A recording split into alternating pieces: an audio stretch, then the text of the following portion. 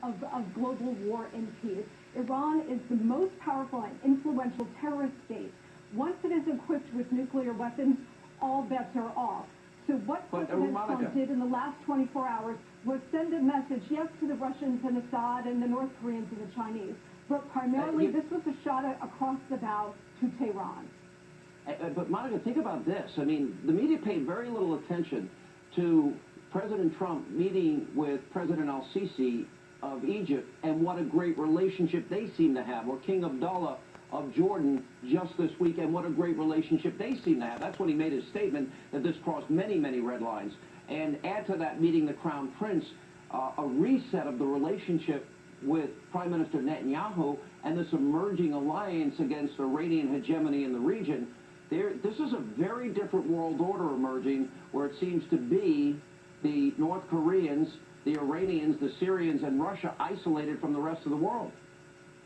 Well, that's right. And what President Trump has demonstrated here, Sean, is that when the United States exercises power and leadership, our allies follow.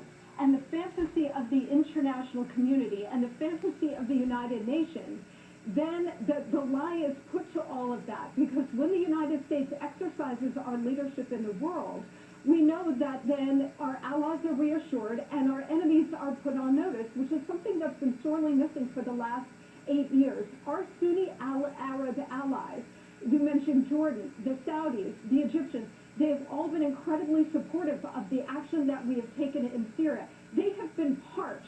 They have been thirsting for American leadership. Israel as well. And this was a tremendous signal to them as well, that now the United States has their back, and the American enemies around the world, you're put on notice that this president will take action and will be unafraid to do so. Rick, we have about 15 minutes. In many ways, I think this new alliance was created by Obama making this horrific Iranian deal.